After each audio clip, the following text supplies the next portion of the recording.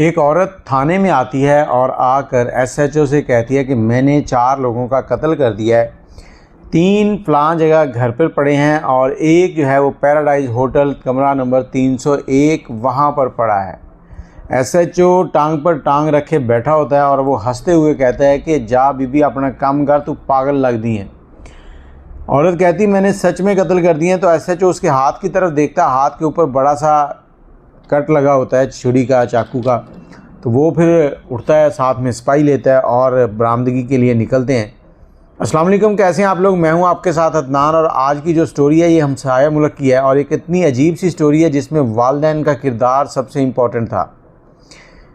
एक फैमिली रहती है जिसमें माँ, बाप, बहन और भाई, एक घर के 4 मेंबर हैं और चारों बड़ी हंसी खुशी ज़िंदगी गुजर रही है। बहन की शादी हो जाती है, बेटा रह गया। अब बेटे की शादी की जाती है। बेटे की शादी जिस लड़की से की जाती है, शादी हो गई, दुल्हन घर आ गई। जब दुल्हन शाम को शौहर के कमरे में जाती है तो शौहर उसको पास बिठाता है, बिठाकर कहता है कि हम पहले खुद एक दूसरे को समझेंगे, समझने के बाद फिर हम आगे ज़िंदगी बढ़ाएंगे कि हमने किस तरह से आगे बढ़ना है। अब दुल्हन जो है वो कहती है चलो ठीक हो गया। 3 महीने गुजर जाते हैं। इन 3 महीनों में इन दोनों के दरमियान कोई ऐसे तल्लुकात नहीं बनते जैसा कि मियाँ बीवी के दरमियान होते हैं। 3 महीने के बाद शौहर जो है वो किसी से फ़ोन के ऊपर बातें कर रहा था। बातें करते करते उसकी बातें जो हैं वो उसकी बीवी ने सुन ली और वो बातें इस तरह की थी कि उसकी बीवी बड़ी समझदार थी। वो फौरी तौर पर समझ गई कि उसका शौहर जो है वो गे है।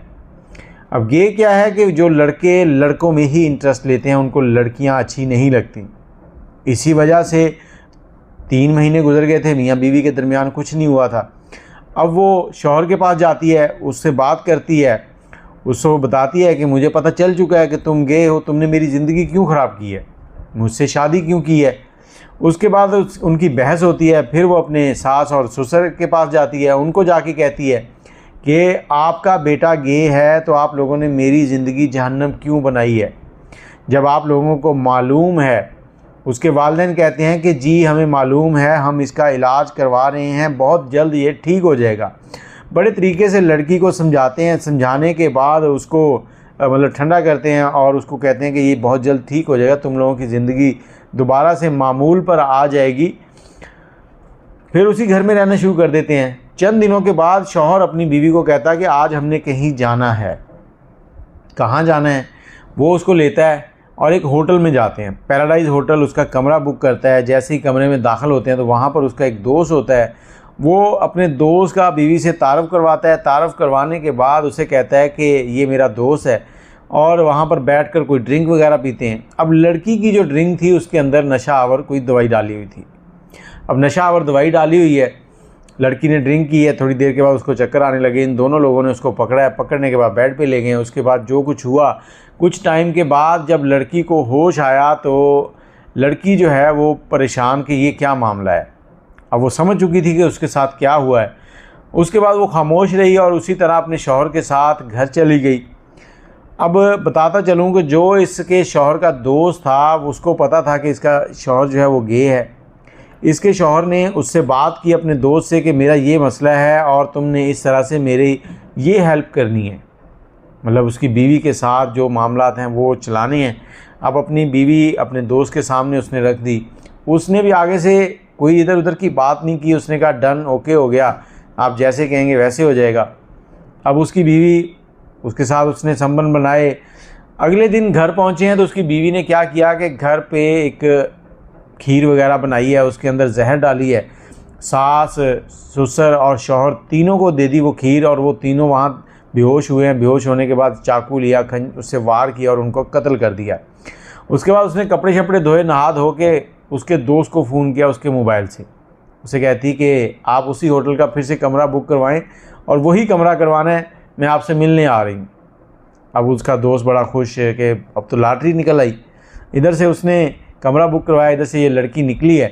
लड़की घर से खीर उसके लिए भी लेगी। अब इस खीर के अंदर बेहोशी की दवाई भी है और जहर भी डाला हुआ है। वहाँ गई है, उसको जाके मिली है, उसने दरवाज़ा खोला है। कहता वाह तुम इतनी जल्दी आ गई। अब वो समझ रहा है कि इसने मुझे एक्सेप्ट कर लिया है, अब मैं ये मेरी हमेशा की सहेली बन गई है, ये काम ऐसे ही चलता रहेगा। बैठे हैं, बातें कर रहे हैं। उसने खीर उसको डाल के दी, जैसे ही उसने खाई है कुछ देर के बाद उसे बेहोशी होने लगी है और साथ ही जहर की वजह से वो तड़पने लगा। अब तड़पने से उसकी मौत हो रही है और इधर ये लड़की जो है इसने चाकू निकाला है, उस चाकू से उसको वार किए हैं। वार करने के बाद उसका कत्ल किया है। कत्ल करके उसको सीधी निकली है, वहाँ से पुलिस स्टेशन चली गई है। एसएचओ साहब जो है वो टांग पे टांग रखे बैठे हैं और एसएचओ साहब को जब वो बताती है, पहले तो एसएचओ साहब उसकी बात का यकीन नहीं करते और उसके बाद उसको साथ लेते हैं बरामदगी के लिए। तीनों लाशें घर से लेते हैं, चौथी लाश होटल से लेते हैं जहाँ जहाँ वो बता रही होती है, और ये लड़की को गिरफ़्तार कर लेते हैं। जब उससे इन्वेस्टिगेशन होती है तो वो कहती है कि लड़के को मैंने इसलिए मारा क्योंकि वो गे था, उसने मुझे सीधी बात नहीं की और मुझे अपने दोस्तों के सामने पेश कर दिया। उसके वालिदैन को इसलिए मारा कि उनको मालूम था कि हमारा बेटा जो है उसमें गड़बड़ है, लेकिन उन्होंने अपने बेटे की गड़बड़ को छुपाते हुए मुझसे उसकी निकाह करवाया और मेरी ज़िंदगी ख़राब की, और इस दोस्त ने मुझे इस्तेमाल किया इसका भी अंजाम वही हुआ। तो यहाँ पर ये पूरी एक प्लानिंग के साथ एक ही सीरीज़ में 3 से 4 कत्ल उसने कर दिए और अब वो जेल में है। वालिदैन को चाहिए कि हर काम करने से पहले जो है वो इन चीज़ों को सोचें, समझें और फिर आगे बढ़ें।